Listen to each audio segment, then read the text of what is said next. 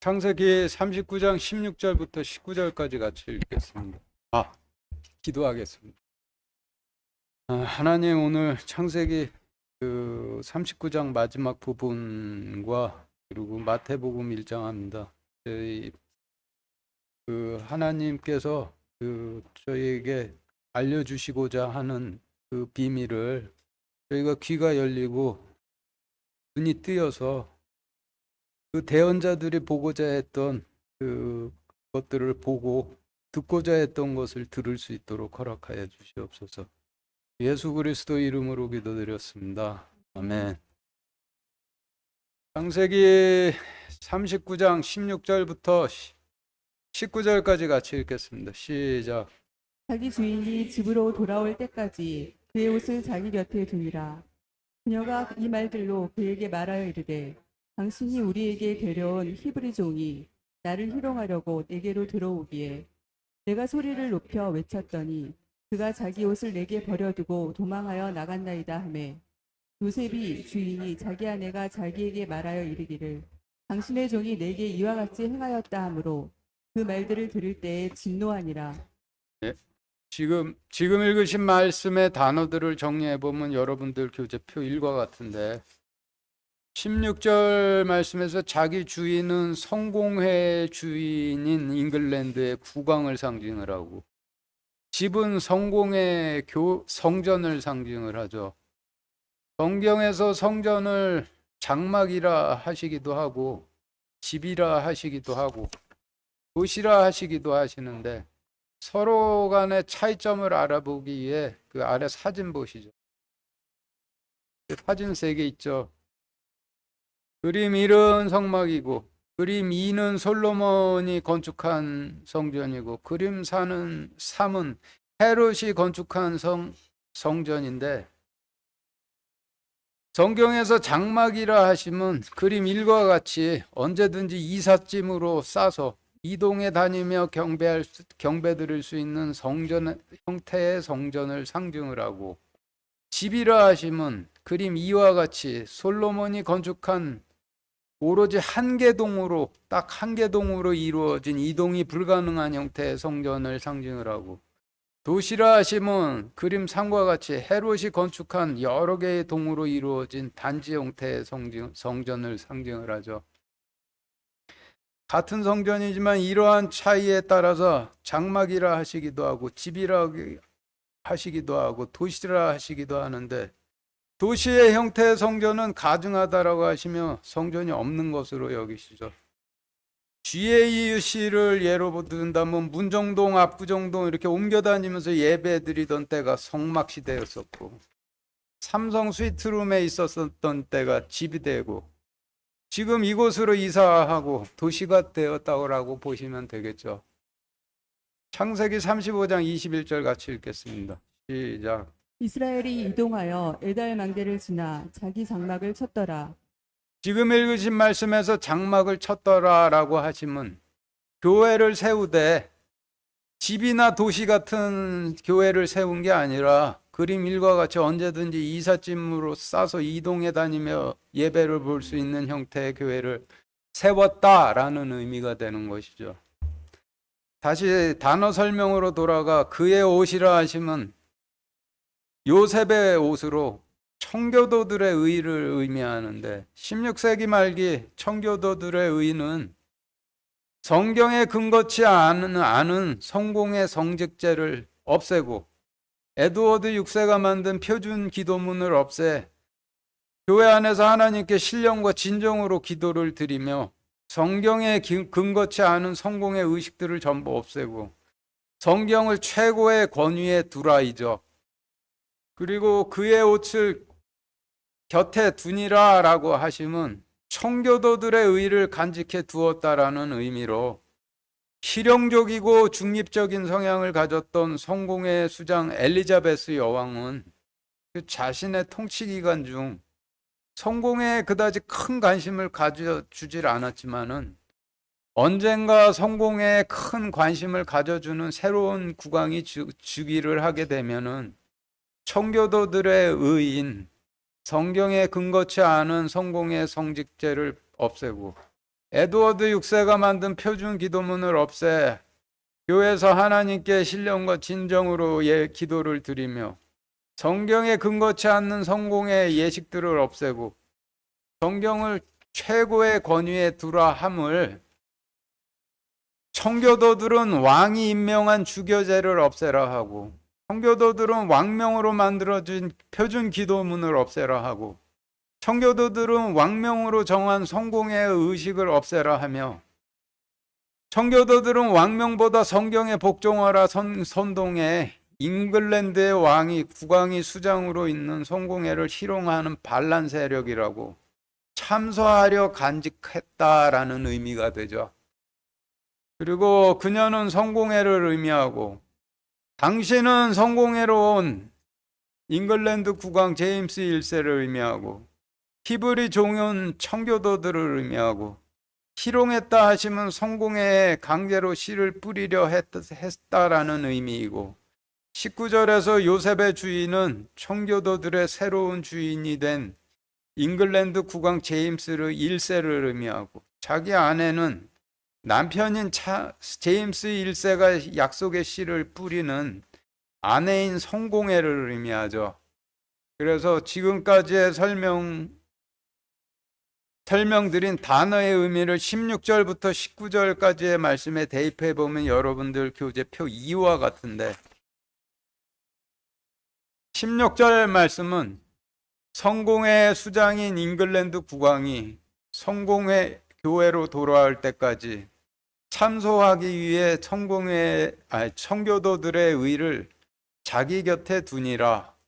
성경회가 이 말들로 성공회로 돌아온 제임스 1세에게 말하여 이르되 당신이 우리에게 데려온 청교도들이 우리에게 강제로 씨를 뿌리려고 우리에게 들어오기에 우리가 소리 높여 외쳤더니 청교도들이 자신들의 의를 우리에게 버려두고 도망하여 나갔나이다 하매 성공회로 들어온 잉글랜드 국왕 제임스 1세가 성공회가 자기에게 말하여 이르기를 청교도들이 성공회에 이와 같이 행하였다 하므로 그 말을 들을 때 진노하니라 라는 의미로 정리가 되죠.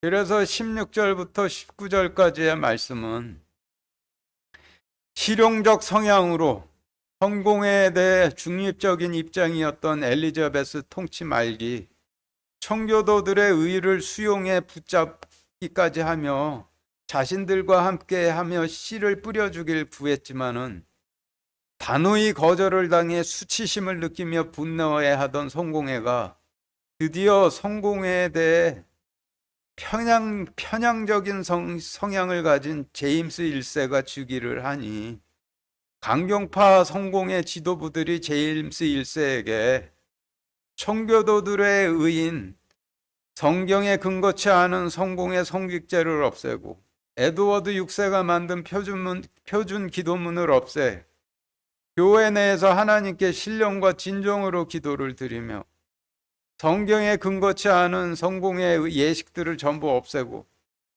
성경을 최고의 권위로 두라 함을 청교도들은 왕이 임명한 주교제를 없애라 하고 청교도들은 왕명으로 만들어준 표준 기도문을 없애라 하고 청교도들은 왕명으로 정한 성공의 의식을 없애라 하며 청교도들은 왕명보다 성경만이 최고의 권위라고 선동까지 해 잉글랜드 왕이 수장으로 있는 성공회를 희롱하는 반란 세력이라고 참소를 하니 제임스 1세가 청교도들에 대해 진노하게 될 것을 계시하신 말씀이 되는데 창세기 39장 때로부터 약 3300년 후에 있을 일을 이와 같이 계시해 놓으신 말씀이 되는 것이죠.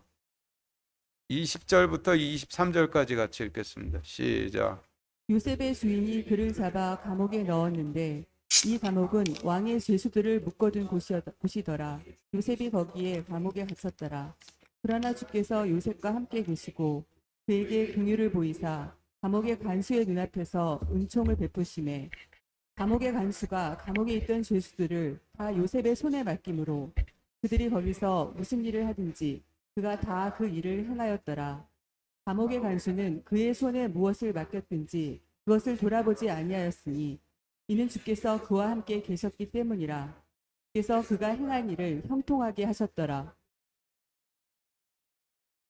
네, 지금 읽으신 말씀도 다른 창세기 장들 끝부분처럼 에필로그 형식으로 기록이 되어 있는데, 보디발의 진노로 인해 요셉이 어떻게 되었다는 후기이니 이 내용을 계시의 관점으로 본다라면 제임스 1세의 진노로 인해 청교도들이 어떻게 될 것이라는 후기가 되겠죠. 한 절씩 읽어보며 자세한 내용 알아보도록 하겠습니다. 20절 다시 같이 읽겠습니다. 시작. 요셉의 주인이 그를 잡아 감옥에 넣었는데 이 감옥은 왕의 죄수들을 묶어둔 곳이더라. 요셉이 거기서 감옥에 갇혔더라. 네, 지금 읽으신 말씀의 단어들을 정리해 보면 여러분들 교재표 3과 같은데 20절 표 3 보시죠. 20절 말씀에서 요셉의 주인은 즉위하자마자 성공의 참소를 듣고 청교도들을 불법 세력으로 정죄해 핍박하기 시작한 제임스 1세를 의미하고, 감옥에 넣었는데라고 하시면 죄인으로 정죄해 가뒀다라는 의미이고, 20절에서 왕이라 하시면 파라오를 의미하는데, 창세기 39장에서 파라오는 미 대륙의 통치자를 상징을 하죠. 그러니 왕의 죄수들을 묶어둔 곳이라 하시면 미 대륙 통치자에 대해 죄를 지은 죄수들만 가두어둔 곳이라는 좀 알쏭달쏭한 의미가 되죠. 그렇지만 지금까지의 설명을 그대로 20절 말씀에 대입해 보면은 여러분들 교재 표 4와 같이 정리가 되는데, 20절 말씀은 성공의 참소를 들은 제임스 1세가 청교도들을 잡아 감옥에 넣었는데, 이 감옥은 미 대륙 통치자에게 죄를 지은 죄수들만 가둬둔 곳이더라. 청교도들이 거기에 갇혔더라. 라는 의미로 정리가 되죠. 엘리자베스 여왕에 이어 즉위한 제임스 1세는 성공회를 로만 카톨릭 교황들처럼 정치적으로 이용해 먹으려 했던 아주 교활한 인간이었는데, 왕은 하나님께서 직접 임명한 신성한 자이니 모든 사람들은 왕에게 절대 복종해야만 한다라는 왕권 신수설이라는 로마 교황이나 할 법한 허무맹랑한 주장을 해대며 자신이 교황 역할을 하고 있는 성공회만 국교로 인정을 했다라고 하죠. 그러니 청교도들은 당연히 제거 대상 1순위가 되었겠죠. 그래서 1608년 청교도 설교자들을 처벌하는 법령을 제정하고 청교도 공직자들을 전원 해임한 후 1610년에는 런던 시내 모든 청교도 집회를 금지했고, 1618년에는 청교도 지도자를 체포하고 재산을 몰수해 국외로 추방했다라고 하죠.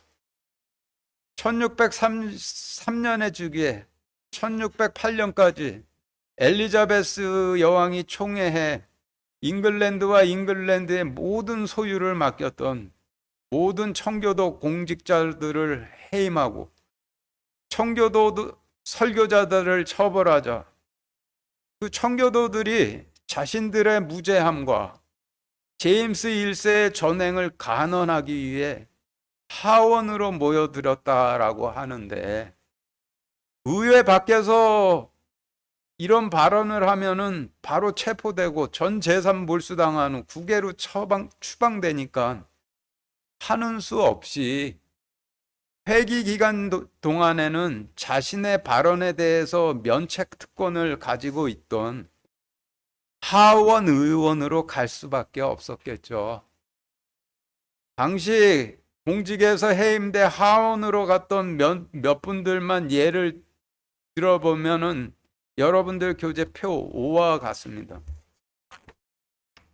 이분들의 엘리자베스 여왕이 총애하여 잉글랜드와 잉글랜드에 속한 모든 소유를 맡겼던 청교도들로 해임당한 후 자신의 무죄함을 합법적으로 왕에게 가놓기 위해 하원으로가 하원 의원으로 활동했던 분들의 예인데 검색을 해보니 워낙 많이 나와서 그중에 6분만 추렸으니 이것은 각자 읽어보시기 바랍니다. 그리고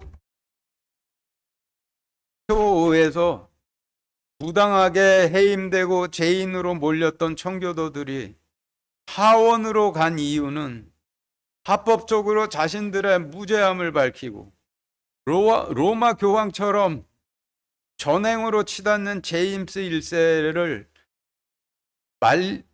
말리려고 간홍커자 간 것인데, 의회 밖에서는 그런 발언하면 바로 청교도라고 해서 바로 체포되고 전 재산이 몰수당한 뒤 국외로 추방되니까 회기 기간 중 자신들의 발언에 대해선 면책 특권을 가지고 있던 하원으로 갈 수밖에 없었겠죠. 그러니 죄인으로 몰린 청교들에게는 하원 의회가 불가피하게 갇혀 있었던 감옥이 되었던 셈이죠.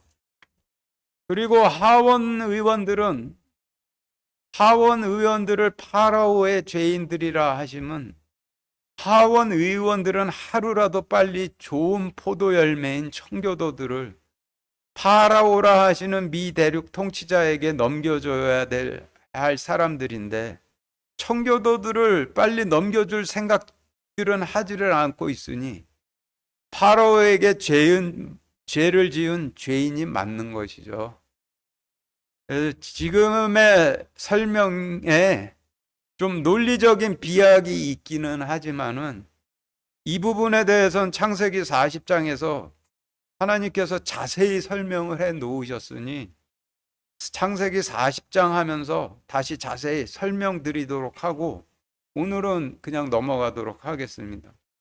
그래서 20절 말씀을 지금까지의 설명을 토대로 다시 정리해 보면 여러분들 교재표 6과 같이 정리가 되는데, 20절 말씀은 성공의 참소를 들은 제임스 1세가 청교도들을 죄인으로 정죄해 감옥에 넣었는데, 이 감옥은 미 대륙 통치자에 대한 죄수들을 가둬둔 잉글랜드의 하원 의회이더라. 청교도들이 하원 의회에 죄인으로 갇혔더라 라는 의미로 정리가 되죠. 그래서 20절 말씀은 17세기 초 제임스 1세가 통치하게 된 잉글랜드에서 죄인들로 정죄된 청교도들이 잉글랜드 하원으로 가게 될 것을 3300년 전에 계시해 놓으신 말씀이 되는 거예요. 21절부터 23절까지 같이 읽겠습니다. 시작. 그러나 주께서 요셉과 함께 계시고 그에게 긍휼을 보이사 감옥의 간수의 눈앞에서 은총을 베푸시매 감옥의 간수가 감옥에 있던 죄수들을 다 요셉의 손에 맡김으로 그들이 거기서 무슨 일을 하든지 그가 다 그 일을 행하였더라. 감옥의 간수는 그의 손에 무엇을 맡겼든지 그것을 돌아보지 아니하였으니 이는 주께서 그와 함께 계셨기 때문이라. 주께서 그가 행한 일을 형통하게 하셨더라. 네, 지금 읽으신 말씀의 단어를 정리해 보면 여러분들 교재표 7과 같은데, 감옥의 간수는 파라오 죄수들의 관리자인데, 파라오는 미 대륙의 통치자를 상징을 하고, 파라오의 죄인들은 미 대륙 통치자들에게 얼른 청교도들을 넘겨주지 않고 있는 하원 의원들을 의미하니, 감옥의 간수는 잉글랜드 하원에서 정치적으로 중립적인 입장을 지키며 하원 의원들을 관리하고 있던 하원 의장을 상징을 하겠죠. 하원 의장도 하원 의원들 가운데 선출이 되지만은 일단 선출이 되면은 하원과 통치자인 국왕 사이에서 철저히 중립적으로 하원을 관리하는 임무를 수행하게 되죠. 그러니 문맥상으로 볼 때 감옥의 간수는 제임스 1세 때 하원 의원들을 중립적으로 관리하고 있었던 하원 의장이라고 보면 되겠죠. 제임스 1세 통치 기간 중 하원 의장을 맡았던 인물을 좀 조사해 보면 여러분들 교재표 8과 같은데, 표에 대한 자세한 설명은 생략하고 제임스 1세 때 하원 의장을 맡았던 인물들은 종교적으로나 권력적으로 편향되지 않은 엘리자베스 여왕처럼 중립적이고 실용적인 성향의 인물들이었다라는 것을 한눈에 알 수 있죠. 그러니 실용적이고 중립적이며 종교적으로 편향되지 않았던 엘리자베스 여왕이 오로지 능력에 따라 청교도들을 선택해 자신의 모든 소유를 맡기고 돌아보지 않았듯이 제임스 1세 통치 시기에 실용적이고 중립적이며 종교적으로나 권력적으로 편향되지 않았던 하원 의장들이라면은 엘리자베스 여왕과 똑같았겠죠. 그래서 엘리자베스 여왕이 오로지 능력에 따라 임무를 맡기고 결과에 따라 신임을 하고, 신임을 하면은 모든 것을 맡기고 돌아보지 않았듯이 실용적이고 권력적이고 종교적으로 편향되지 않은 중립적인 하원 의원들도 마찬가지였겠죠. 그리고 감옥에 있던 죄수들은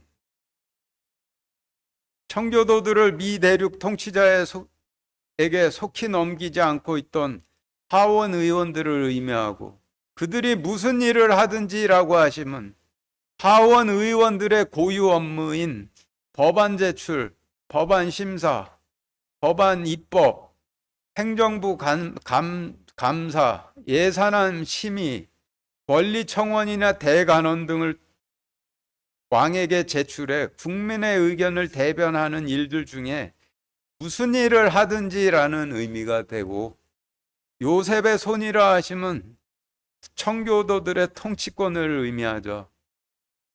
그래서 지금까지의 설명을 21절부터 23절까지의 말씀에 대입해 정리해 보면은 여러분들 교재표 9와 같이 정리가 되는데, 21절 말씀은 그러나 주께서 청교도들과 함께 계시고 청교도들에게 긍휼을 보이사 하원 의장 눈앞에서 은총을 베푸심에 하원 의장이 하원 의회에 있던 하원 의원들을 다 청교도들의 통치에 맡김으로 하원 의원들이 하원에서 무슨 일을 하든지 청교도들이 다 그 일을 행하였더라. 하원 의장은 청교도들의 통치권에 무엇을 맡겼든지 그것을 돌아보지 아니하였으니 이는 주께서 청교도들과 함께 계셨기 때문이라. 주께서 청교도들이 행한 일을 형통하게 하셨더라 라는 의미로 정리가 되죠. 그래서 21절부터 23절까지의 말씀은 제임스 1세 통치 시기의 하원 의장들이 제임스 1세의 핍박을 피해 하원으로 도피해 제임스 1세 때 하원으로 도피해온 청교도 하원 의원들의 능력을 보고 법안 제출, 심사, 입법, 행정부 감사, 예산안 심의, 권리 청원이나 대간언 등을 왕에게 제출해 국민의 의견을 대변하는 일들 같은 하원 의원들이 해야 할 임무들 중에 무슨 일이 되었건 전부 청교도 하원 의원들에게 맡길 것인데, 주께서 그들과 함께 하심으로 청교도들이 하는 하원에서 하는 모든 일들을 형통하게 하실 것이라는 것을 계시하신 말씀이 되는 것이죠. 창세기 39장 마치겠습니다.